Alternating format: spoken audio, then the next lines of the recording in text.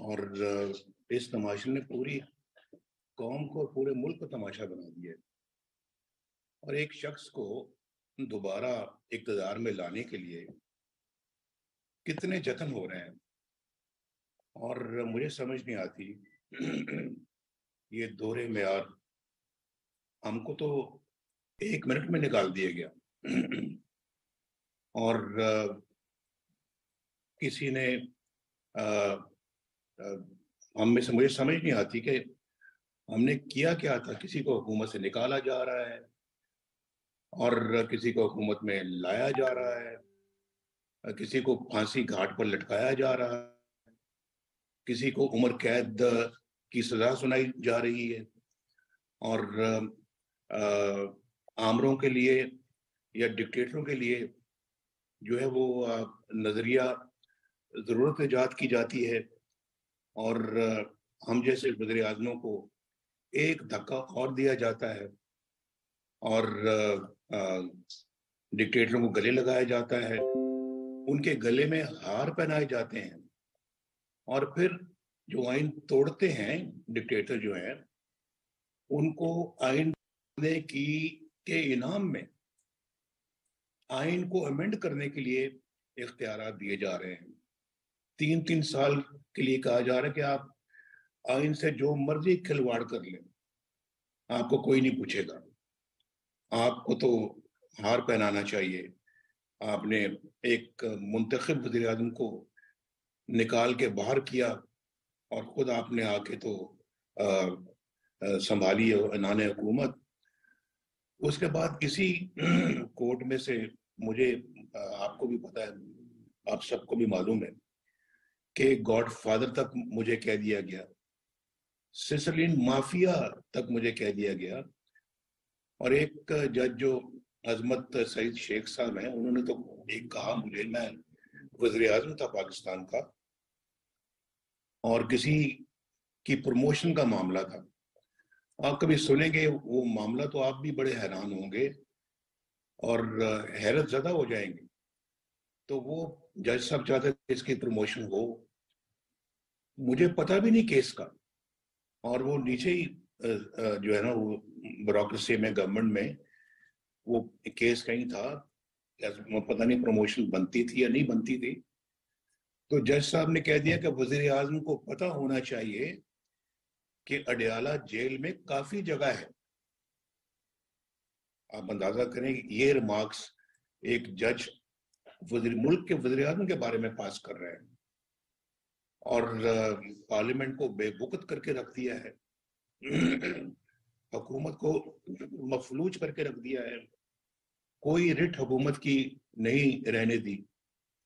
اور میں نہیں سمجھتا کہ پاکستان کے اندر حکومتیں کس طرح سے اب چلا کریں گی، پارلیمنٹ کس طرح سے، ہم اس کو کہتے ہیں کہ جی سب سے بڑا اعلیٰ ادارہ ہے، تو کہاں کون سا اعلیٰ ہے؟ آج اس کی کسی بھی چیز کو کوئی اہمیت نہیں دی جا رہی۔ حالانکہ اس قانون کو پاس کیا پارلیمنٹ نے چند دن پہلے اور اس کی بھی کوئی پرواہ نہیں کی جا رہی، لیکن پارلیمنٹ کو اپنے آپ کو ضرور ایسرٹ کرنا چاہیے، اور کرنا چاہیے۔ اگر پاکستان نے سروائیو کرنا ہے، پاکستان نے زندہ رہنا ہے انشاءاللہ، تو پارلیمنٹ کو ایسرٹ کرنا ہوگا۔ اور مجھے بتائیں کہ دنیا کے کسی اور ملک میں ایسا کیوں نہیں ہوتا؟ کس ملک میں آپ نے دیکھا جو پاکستان والا کوئی آج جو ہے نا وہ تصویر آپ کو نظر آتی ہے جہاں سب کچھ ہو رہا ہے، جو یہاں ہو رہا ہے وہ کسی اور ملک میں ہو رہا ہے؟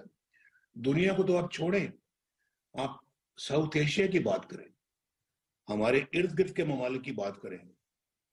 ہم تو 70 سال سے یہی کچھ دیکھ رہے ہیں۔ 1953 میں پہلا فیصلہ آیا تھا نظریہ ضرورت کے تحت، اور نظریہ ضرورت کیا صرف ڈکٹیٹروں کے لیے ہے بھائی؟ اگر مان لیا کہ نظریہ ضرورت ہے کوئی چیز، تو کبھی کسی وزیر اعظم کے لیے بھی کبھی نظریہ ضرورت استعمال ہو جاتا کہ صرف ڈکٹیٹروں کے لیے نظریہ ضرورت استعمال ہوتا رہا ہے؟ اور پاکستان کے 70 سالوں سے ہم یہی تماشا دیکھ رہے ہیں، بار بار یہی تماشا دیکھ رہے ہیں، بار بار الیکٹڈ گورنمنٹس کو کیک آؤٹ کیا جاتا ہے اور بار بار عدلیہ جو وہ ایک دھکا اور دیتی ہے ان وزیر اعظموں کو. اور یہ میں سمجھتا ہوں کہ یہ میں عدلیہ کی بات نہیں کر رہا, میں ان ججز کی بات کر رہا ہوں جنہوں نے یہ کردار ادا کیا ہے اور آج بھی کچھ نہیں بدلا, آج بھی وہی کردار ادا کر رہے ہیں. اور آج مجھے بتائیں کہ یہ جو 3 ججز کا جو بینچ ہے, یہ ان 4 ججز کے بینچ کے فیصلے کو مان ہی نہیں رہا, اور جسے یہ فیصلہ کہتے ہیں یہ فیصلہ نہیں ہے. اور یہ خود جج صاحبان کی زبان میں ون مین شو ہے یہ. اور اس کیس کا فیصلہ جو ہے وہ 4 ججز کی طرف سے پہلے ہی آ چکا ہے. تو پھر ایک شخص کو کیسے اجازت دی جا سکتی ہے کہ وہ وزیر اعظم بھی بن جائے, یعنی چیف جسٹس پاکستان کا وزیر اعظم بھی بن جائے, وزیر دفاع بھی بن جائے, وزیر داخلہ بھی بن جائے, چیف الیکشن کمیشنر بھی بن جائے اور پارلیمنٹ بھی بن جائے, سب کچھ بن جائے, حکومت بھی بن جائے. تو ایک یعنی اس ریاست کو مفلوج کر کے ایک لاڈلے کے عشق میں یہ سب کچھ کر دیا جائے, سب کچھ تباہ و برباد کر دیا جائے, یہ بہت ہی افسوسناک ہے. اور ہم تو میں سمجھتا ہوں کہ یہ انتہائی دردناک صورتحال ہے جس سے ہم گزر رہے ہیں. اور یہ میری بنائی صورتحال نہیں ہے, آپ لوگوں کی بنائی نے پچھلے 70 سالوں سے ان لوگوں کی بنائی صورتحال ہے. تو میں سمجھتا ہوں کہ ان 3 ججز کا فیصلہ جو ہے ان کو سپریم جوڈیشل کاؤنسل میں ان کا ریفرنس دائر کیا جانا چاہیے. اور آج کا جو فیصلہ ہے یہ ان کے خلاف, انہی کے خلاف چارج شیٹ کا درجہ رکھتا ہے. انہوں نے کانسٹیٹیوشن ری رائٹ کرتے ہیں. یعنی ہم اگر کوئی ایسی بات کریں تو کہتے ہیں کہ آپ نے غیر آئینی کام کیا ہے, غیر آئینی عمل کیا ہے. خود یعنی پنجاب حکومت عمران خان کے سپرد کرنے کے لیے انہوں نے ان تمام ایم پی ایس کو پہلے جو ہے نا وہ ووٹ دینے سے روکا اور پھر ان کو نااہل بھی کیا. بتائیں, یہ کانسٹیٹیوشن ری رائٹ نہیں کیا تو پھر کیا کیا؟ جس ملک میں اس طرح کے کام ہوں گے تو پھر, اور آج کسی کو شرمندگی نہیں ہے اس فیصلے پہ, کسی کو افسوس نہیں ہے. ہم بار بار یاد کراتے ہیں, ہمیں میسج دیتے ہیں جی کہ ہم اپنا جو ہے نا یہ ججز پہ جو تنقید ہوتی ہے یہ ہم برداشت نہیں کریں گے, ہم ان کا تحفظ کریں گے. کن کا تحفظ کریں گے؟ یہ مظاہر نقوی صاحب کا تحفظ کریں گے آپ, جو آپ کے دائیں بیٹھا ہوا ہے. میں نے پہلے بھی کہا تھا انسان اپنے دوستوں سے پہچانا جاتا ہے. تو اس طرح کے کرپٹ ججز کی جب آپ تحفظ کریں گے تو پھر آپ ادارے کا کیا تحفظ کریں گے؟ ادارے کی جو سینکٹیٹی ہے وہ تو مٹی میں مل گئی. تو خدا کا خوف کرے بھائی, آپ کیا باتیں کر رہے ہیں, اس قوم کو کیا باتیں سنا رہے ہیں. ہماری سمجھ میں یہ باتیں نہیں آتی اور نہ آنی چاہیے. اور میں پاکستانی قوم کو بھی کہوں گا, پہلے بھی کہہ چکا ہوں, جاگو جاگو, ہوش کے ناخن لو. دیکھو یہ لوگ جو ہے یہ پاکستان کو ڈسٹروائے کر رہے ہیں, پاکستان کو خدا نہ خاصہ تباہ و برباد کر رہے ہیں. اور یہ تباہی بربادی آپ نہ دیکھنا, نہ میں دیکھوں, نہ آپ دیکھنا کبھی. اس کے خلاف کھڑے ہو جائیں. میاں صاحب, آپ کیا سمجھتے ہیں یہ جو فیصلہ آیا, آپ کا مطالبہ تھا, پی ڈی ایم کا مطالبہ تھا کہ فل کورٹ بینچ بننا چاہیے, تو کیا یہی وجوہات تھی جو فیصلہ نظر اس کی فیصلے کی جو چیزیں سامنے فل کورٹ جو آپ کہہ رہے ہیں, فل کورٹ ہم نے جو مطالبہ کیا تھا اس میں کون سی کوئی ہیزیٹیشن ان کو ہوئی ہے؟ فل کورٹ بنانے میں کیوں پسو پیش کی گئی ہے, کیوں ان 3 بینچوں پہ ہی اصرار کیا گیا ہے؟ فل کورٹ جس پہ سب کا جو ہے وہ اعتماد ہے, تو اس کو بنانے میں کیا امر مانے تھا؟ یہ مجھے سمجھ نہیں آتی. جب دال میں کالا ہوتا ہے نا تب یہ باتیں ہوتی ہیں. یہ دال میں کالا ہے تو یہ ایکسپیکٹ کیا جا رہا تھا اس قسم کا فیصلہ. دال میں کالا ہے. اسی طرح جب فیصلہ کیونکہ فل کورٹ میں نہیں آنا تھا, اس 3 ممبر بینچ سے ہی آنا تھا یا آ سکتا تھا, کروا دیا. اچھا میاں صاحب, ہم نے دیکھا کہ 2017 میں پاناما کے نام پہ آپ کی نااہلی کی گئی, ایک منتخب وزیر اعظم کو بھیجا گیا, اس کے بعد آپ کے اوپر نگران ججز لگوا کے آپ کو سزائیں کروائی گئی, آپ کی اور آپ کی بیٹی کو. اس کے بعد آپ کو نااہل کروایا گیا, پارٹی صدارت سے بھی کیا گیا. اس بینچ میں جو میری علم کے مطابق 2 ججز تو وہ ہیں جو ڈائریکٹ آپ کے خلاف فیصلہ دیتے رہے ہیں. جی آپ بالکل ٹھیک کہہ رہے ہیں. اور اس میں چیف جسٹس عطا بندیال صاحب وہ بھی, اور اس میں جو اعجاز الاحسن صاحب ہیں وہ بھی, دونوں وہ ججز ہیں جنہوں نے ہمارے خلاف فیصلے دیے, میرے خلاف فیصلے دیے ہیں. آج میرے حق میں فیصلے کیوں دیں گے؟ سیدھی بات ہے.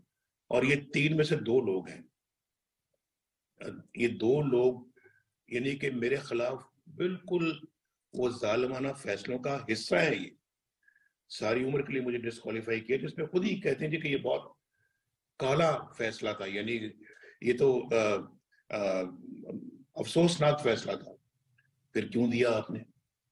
اور آج بتائیں, پھر اگر کالا تھا تو کیا آپ نے اس کو سفید کیا, اس کو بدلا؟ میرے خلاف آج پورا ملک جانتا ہے کہ فیصلہ غلط تھا, اور بیٹے سے تنخواہ نہیں لی, اور اس کے باوجود مجھے آپ نے وزارت عظمیٰ سے ہٹا دیا. پورے ملک میں کنسنسس ہے.